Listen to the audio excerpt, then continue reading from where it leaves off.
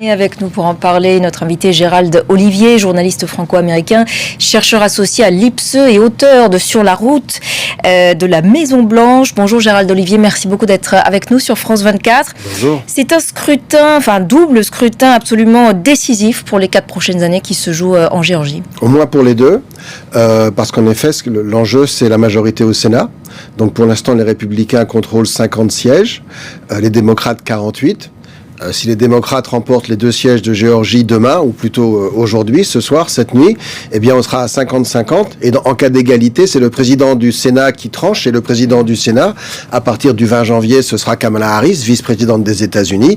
Donc les démocrates auraient majorité au Sénat, majorité à la Chambre, et évidemment ils auraient avec eux la Maison Blanche, donc l'exécutif et le législatif. Les républicains sont en train d'essayer d'empêcher cela, parce que sinon c'est la main libre pour les démocrates pour au moins 2 ans jusqu'aux élections intermédiaire. Alors le président sortant Donald Trump et le président élu Joe Biden ont mis les bouchées doubles. On l'a vu en Géorgie pour soutenir leurs candidats respectifs. 832 millions de dollars dépensés dans cette campagne, c'est énorme. On sait que l'État vote historiquement républicain, mais en novembre, on a vu qu'il a donné l'avantage à Joe Biden. L'issue de ce scrutin est très incertain. L'issue est très incertaine, ce sera très serré. Il faudra surveiller encore une fois les votes qui vont être reçus par correspondance, parce qu'il y en a. 3 millions à peu près. Alors il y a eu 3 millions de votes en avance, mais sur ces 3 millions, il y en a 1,2 million, 1,4 million qui étaient envoyés par courrier. Il y a des gens qui se sont déplacés eux-mêmes pour voter avant le jour du scrutin. On peut le faire. Mais vous aurez à peu près 1,5 million de votes qui seront reçus par correspondance. Donc ça prendra un certain temps à nouveau pour les dépouiller. Ça risque de créer des tensions parce qu'on a vu ce qui s'est passé pour la présidentielle. Et puis vous l'avez dit, des sommes absolument phénoménales qui ont été dépensées parce que l'enjeu dépasse de très loin le cadre de la Géorgie. Alors, tous les États évoluent. La Géorgie, c'est un État qui a longtemps été démocrate. Souvenez-vous, Jimmy Carter, président des États-Unis en 1980, il était gouverneur de la Géorgie, qui a basculé en faveur des républicains à partir de Ronald Reagan, qu'il est resté pendant les années George Bush et les années George Bush fils. Et puis aujourd'hui, on a une démographie qui évolue encore, avec pas mal de gens qui partent, pas mal de gens qui arrivent, des jeunes, des gens du Nord qui se déplacent, et on voit en effet une poussée du vote démocrate. Il y a 2 ans, pour le poste de gouverneur, Stacey Abrams avait failli gagner. Elle est démocrate, elle avait été battue par un républicain de très très peu. Au passage, elle n'a jamais concédé sa défaite, mais il n'empêche que ça reste très serré, et que pour l'instant, les sondages donnaient un tout petit avantage aux 2 démocrates, mais on verra ce qu'il en sera demain, il est dans les jours à suivre. Vous avez commencé à l'évoquer, mais on peut s'attendre à ce que Donald Trump conteste les résultats de ce scrutin si il est défavorable aux républicains ou s'il est très serré? Il le contestera, je dirais, verbalement, mais ça n'aura pas de signification. Donald Trump, lui, ce qui l'intéresse, c'est ce qui va se passer demain au Congrès. Puisque vous savez que demain au Congrès, on aura la proclamation officielle des résultats lors d'une réunion extraordinaire du Congrès, les 2 chambres réunies ensemble sous la présidence du vice-président actuel, Mike Pence, le vice-président de Donald Trump, et c'est là que la victoire de Joe Biden sera officialisée ou bien contestée, comme on s'y attend, puisqu'il y aura ce qu'on appelle des objections. Alors, avant-hier, le Washington Post a révélé un enregistrement téléphonique dans lequel on entend Donald Trump mettre la pression sur un responsable électoral de Géorgie pour qu'il trouve un moyen de le faire gagner, disons, dans le cadre de la présidentielle américaine. Est-ce que cet épisode qui a suscité une véritable onde de choc dans le pays peut nuire aux républicains dans le cadre de cette double sénatoriale en Géorgie ? Alors en termes d'image, c'est très mauvais. En termes de contenu, ça l'est beaucoup moins. Parce que moi j'ai écouté le coup de fil, puisque l'audio est disponible en ligne. Et on ne dit pas, je ne serais pas d'accord avec votre présentation.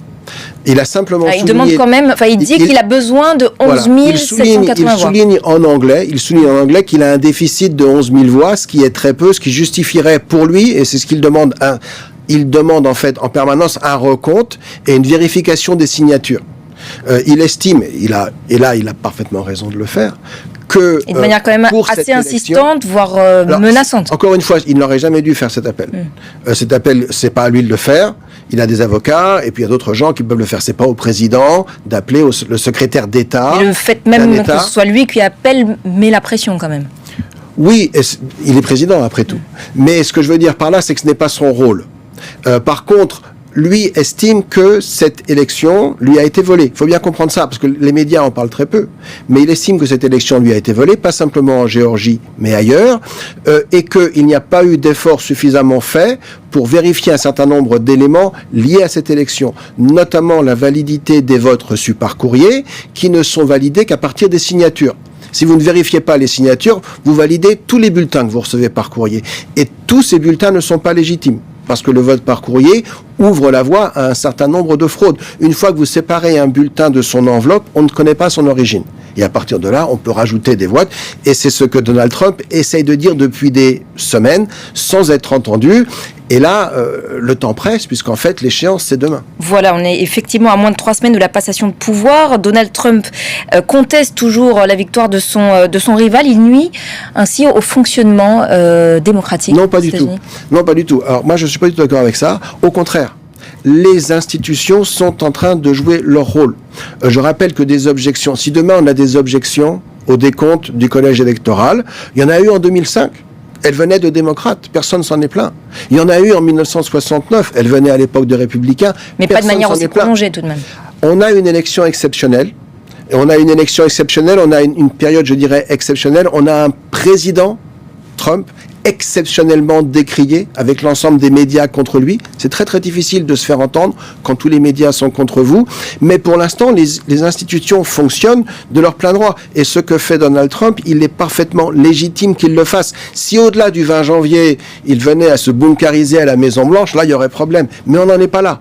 Pour l'instant, et je rappelle que c'est une décision de la Cour suprême, et à l'époque qui avait été donnée par Ruth Bader Ginsburg, rappelez-vous d'elle, qui vient de décéder, dont on a beaucoup parlé. Elle a insisté. La date limite pour l'élection présidentielle aux États-Unis, c'est le 6 janvier, lorsque le Congrès officialise les résultats. Ce sera demain. Jusque-là, Donald Trump est dans son plein droit de contester les résultats s'il estime qu'il a les éléments pour le faire. Merci beaucoup Gérald Olivier pour votre intervention aujourd'hui sur notre antenne.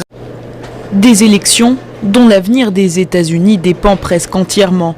Les 2 sièges aujourd'hui occupés par les républicains en Géorgie, les démocrates espèrent bien leur ravir. Parmi les candidats soutenus par Joe Biden, Jon Ossoff. Ce réalisateur de documentaires de 33 ans sait que les républicains partent favoris dans cet État conservateur, mais espère créer la surprise.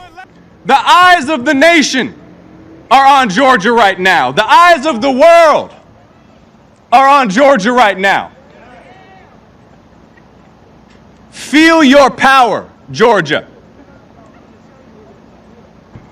Tomorrow we make history. Jon Ossoff accuse son rival David Perdue de s'être servi d'informations confidentielles reçues au Sénat sur la pandémie pour s'enrichir. Le républicain, ancien PDG de l'équipementier sportif Reebok, met en avant le fait qu'il a l'expérience requise pour créer des emplois. Au vu de l'importance du scrutin, le président élu Joe Biden a participé à un meeting en Géorgie à quelques heures de l'ouverture des bureaux de vote. We need you to vote again in record numbers. L'autre face-à-face oppose le pasteur noir Raphaël Warnock à la républicaine Kelly Loeffler, l'une des sénatrices les plus fortunées. Le révérend Warnock se présente comme l'héritier de Martin Luther King. Son opposante ne cesse de le qualifier de socialiste et de marxiste. The Democrats want to bring socialism to our country. They've been very clear. They want high taxes put on Georgians to fund big government, socialized healthcare, open borders. Donald Trump a lui aussi fait le déplacement pour soutenir ses 2 candidats. Si au moins l'un d'entre eux remporte un scrutin, le Sénat conservera sa majorité républicaine.